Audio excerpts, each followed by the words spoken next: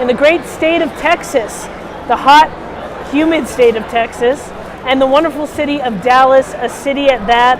It's very different from coming from Idaho in a bean field to a wonderful metropolitan place like Dallas-Fort Worth Metroplex. And I am here doing the good work, not only of the Lord, but for conservatives everywhere at CPAC. And we're bringing to you today, interviewing Mike Collins, running for Congress from the great state of Georgia. Now, you might not be able to hear it in his voice. He's not from New York, everybody. It's indeed an accent from the South. But without further ado, Mike, thank you for being on Voice of Truth. Well, thank you for having me. And the weather here is just right. You're from Georgia. I'm from South Georgia, so we like it hot and humid. See, I grew up a little bit of my time in Memphis, Tennessee. Yeah. It's pretty humid, pretty hot in Memphis. But I've been from Vegas for the past umpteen years, so I'm used to that dry heat. Coming out here, my hair doesn't want to do anything. That's why it's in a ponytail, but I guess I'll get used to it. And while you were in Memphis, you got pretty close to good barbecue.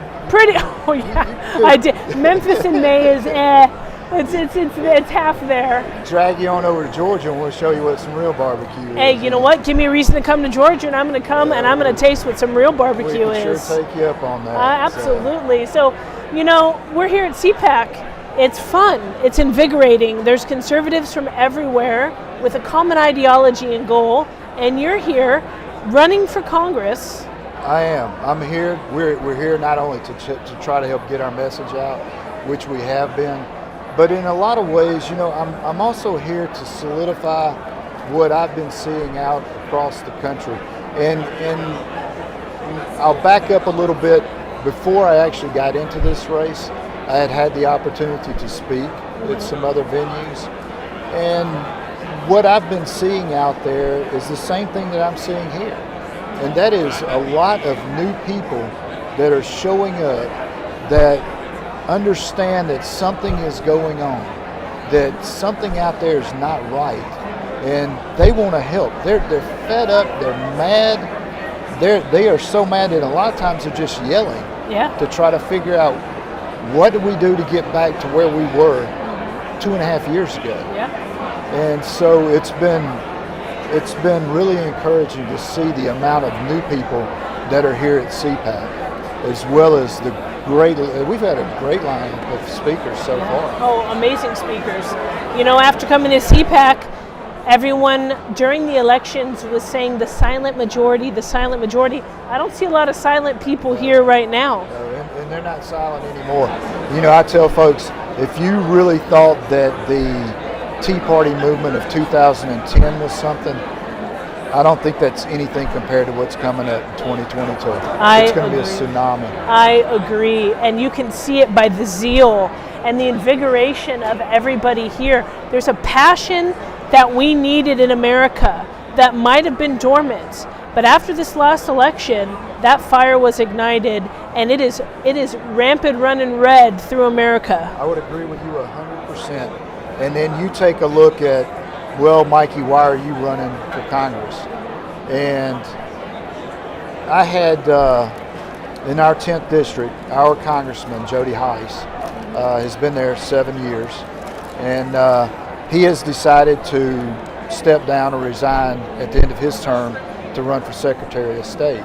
So it left an open seat. And took a long time, took a look at it to see who was running. And I also took the time to discuss my opportunities with a few people that I know real well.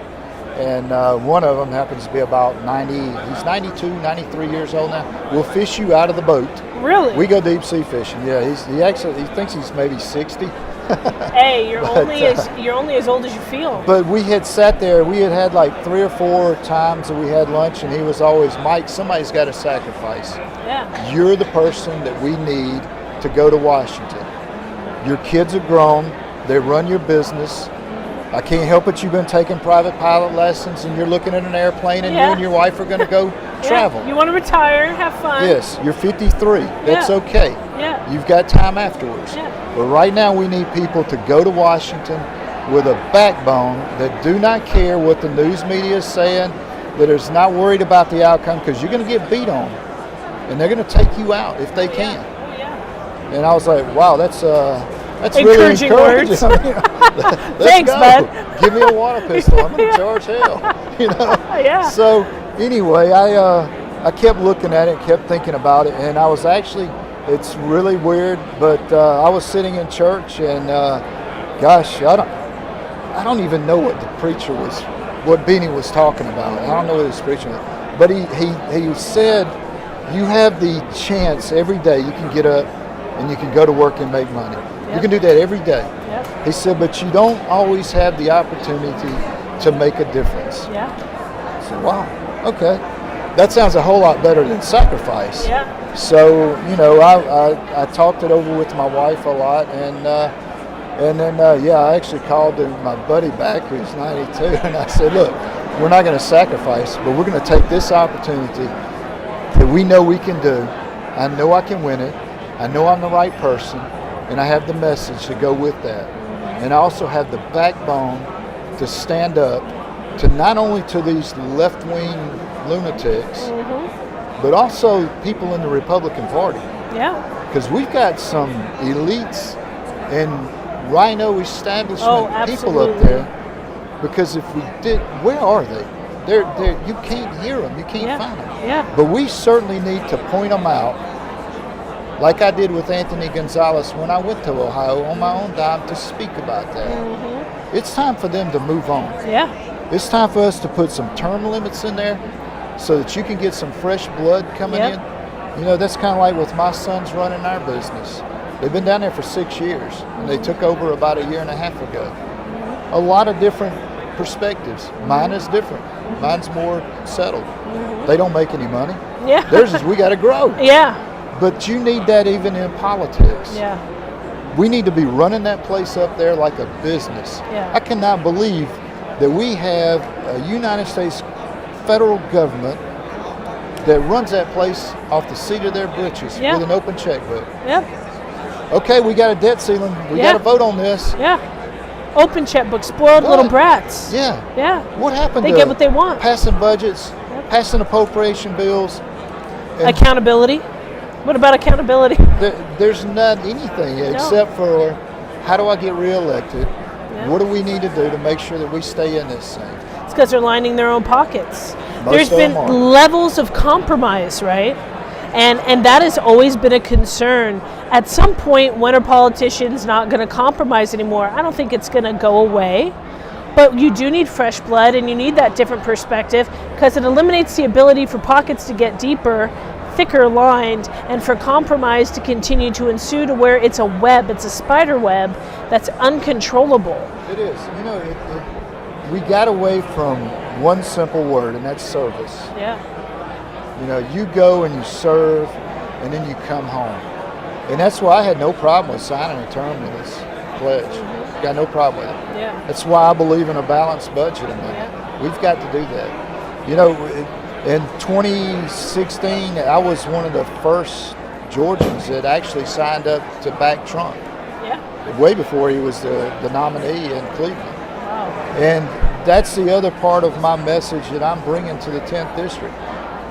If you were alive during the Trump administration, working, providing for your family in some form or fashion, you felt what it was like, for a lack of a better word, to win. Yeah. You know what I'm saying? Absolutely. People were buying new cars, taking their families out to eat, going on vacation, upgrading the house. Absolutely. And within a span of 7 months? Yes. Look at us. It's horrible. Gas prices through the roof. Yep. Food prices gone up. Yep. People are out of work. Yep. Most of them are out of work because they don't want to work. Well, they're living off of the government nipple, right? So why would they? How can we produce a healthy economy that's thriving and growing on a national level, but on a state level to see our state thriving and our states growing and our families benefiting if we're getting stimulus after stimulus after stimulus off of unemployment after unemployment check, more than they can make going out and making a good, honest, hard living. It's putting a lot of businesses in a lot of danger, going out of business. But you can do that in a couple of different. First of all, quit doing stimulus checks. Yeah.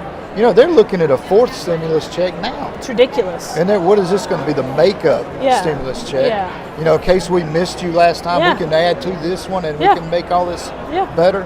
The other thing is you can make sure that there is a work. You have got to work in order to receive some sort of subsidy. Yeah. We weren't put on this earth to mooch off the government forever. Yeah. Now there are times when we need some Absolutely. sort of safety net, and that's what we do. Yeah. But to not demand that if you're able to work, by gosh, you ought to be out there going after something. I don't care what it is. Yeah. So we could stop a lot of this, and it wouldn't take much. No. It takes action, and it takes people like you who aren't spineless to go into a lion's den, because essentially, as you said, you're going to go into a lion's den with a water pistol. But you know what? With good morals and values, uncompromising belief system, and God on your side, I do believe that doing the right thing is the righteous thing, and it's the best thing for America. And if those things are coupled together, there's going to be success on the other end of the line, and that is what we hope for you. What other major fallacy do you see happening right now in Washington that you just has to change? The people are confused. There's something being perpetuated to us as Americans that's really not the reality, and there needs to be an overhaul. Oh, well, there needs to be an overhaul on the entire system. You take a look. I'll give you, for instance, you've got an infrastructure bill that's up there right now, and the way that they're passing this infrastructure bill, what they put together, what was it, 10 moderates, Rhino, and 10. Okay, who has been the most silent person in this whole charade? Bernie Sanders. Yeah. The reason being, because when they get through passing this thing, he'll come back with a budget reconciliation, which only has to carry by one vote. Yeah. He'll get all his little package anyway. Yeah. It's the whole, what you've got to do, and I don't mean this, you've got to take a look all the way starting at the bottom. Yes. I don't care if it's your homeowners association. Your homeowners association is telling you can't fly your American flag in front of your own home, whether it's your board of education, your city council. Take those to the side. You need to I don't know about where you're at, but we have nonpartisan elections. Yeah. We need to go back to partisan elections, so that we've got some basis of where these people stand. Yeah. But you need to be looking at everybody running for everything. Yes. Dog catcher to President of the United States. Yes. And you need to understand who they really are. And then you need to put the right people in place, up and down. Yep. We've got problems in Georgia. Where's our Georgia legislature? Yeah. Ought to be on the front steps of those Capitol every day, demanding that we audit those ballots. Now we've got some, believe me, we've got a few good people there. Yeah. But we need every one of them. Yeah. We need them all standing up there. Yeah. And that's what we talk about on Voice of Truth. One of the things that I try to articulate to the best of my ability is the need for the American people to get involved, not just on a federal level, on a state level, on a community level, because that's where you enact change. Being part of your school board, your PTA, it doesn't really matter what it is, to start being active in your community. We complain about a lot of things we see. We absolutely, as American citizens, have the power to change them. So we have to embolden everybody to be able to get out there and actually do what they've been called to do with the voice that they have and the rights that they have, so that we can see change. It's as simple as when you used to ask your kid, your child, well, did you do your homework tonight? Yeah. You better ask them, what was your homework? Yeah. We are down to that basic level, because with this critical race theory stuff CRT, going on, man, we've got to get control of this. Cancel culture, critical race theory, the indoctrination and the implication of pornographic sexual education material in our schools, the perpetuation of the gender fluidity and gender movement as young as preschool and kindergarten.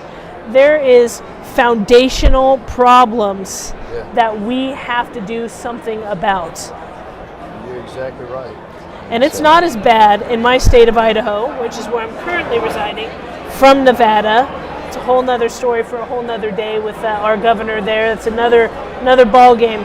but there's things that we can do, and it's the same no matter whether you're in Nevada, whether you're in California, Georgia, Idaho, Kentucky, Louisiana. It really doesn't matter.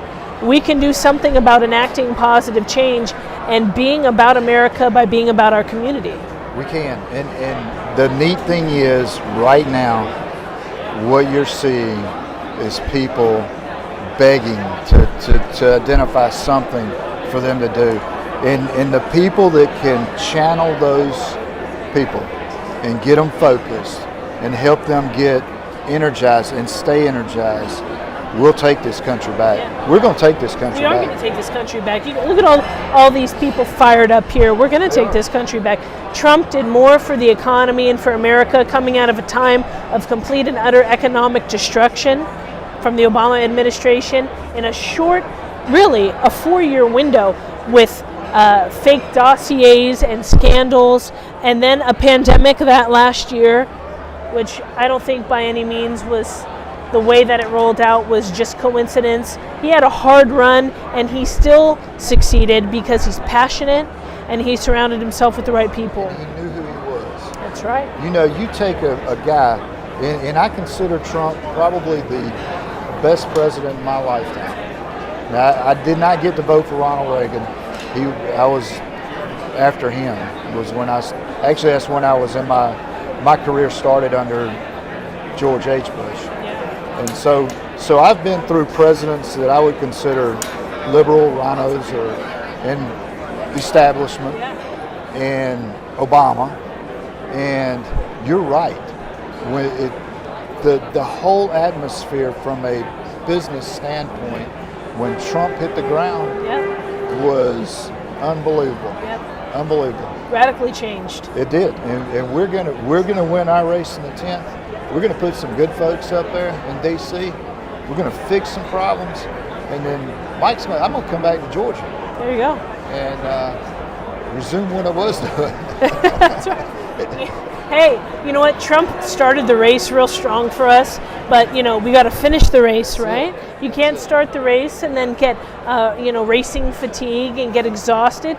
We got a strong finish ahead of us, and we have to be empowered to do that at all costs. And that's why it's good to have men like you at the forefront of making change, not afraid of Washington. There's a fear of Washington. Well, they won't see it in me. Hey, they went after Trump's throat, and he had to be a strong man of character to handle that. I really think that the people that are going to Washington today in this next cycle, you can call them a warrior or a soldier. Yeah. You better step into that job knowing that you've just put everything on the line. Yep. And you better be willing to do that. Yep. If you're not willing to do that, please don't come. Yeah. Because this is that important. We'll get this country back. We're going to get the America First agenda back on track and back going again. Because I am sick and tired of us being all around this world trying to police the world when we need to take care of the citizens of this country first. That's right. So I look forward to it. It's going to be amazing. You know what? The Bible talks a lot about dying for your faith, and you just talked about putting it all on the line in some form or fashion for evangelicals listening to Christian Satellite Network right now, our radio network. It's about sacrifice, but it's also about change. Are you willing to put yourself on the line for what you truly believe in, what your faith is, because that is exemplified through your actions and through your moral belief system, which magnifies itself in how we vote. I say we vote, and how we vote and who's in office is a barometer of the hearts of the people. So if we have true passionate conservatives, true passionate evangelicals, what is in your heart? Vote it, live it, and be willing to go all out for it. So Mike Collins, it was amazing to have you on my program, Voice of Truth. Well, I appreciate you having me. And we know you're going to win. In Jesus' name, go out and do what God has called you to do and take care of the American people in Georgia nonetheless. Well, thank you. If they want to know more about us, they can look us up at MikeCollinsGA.com. That'll spread you all across all those social media platforms. MikeCollinsGA.com. You'll be able to check out all his social media platforms. If you're watching this on any of our social media platforms for Voice of Truth or CSN, you can click in the links below. We'll have tags to all of his information so you can easily find him and get out and spread the good news not only of Jesus, but what God's told you to do for America as an American citizen. So everybody, until next time, this is Shannon from Voice of Truth with Mike Collins running for Congress. God bless.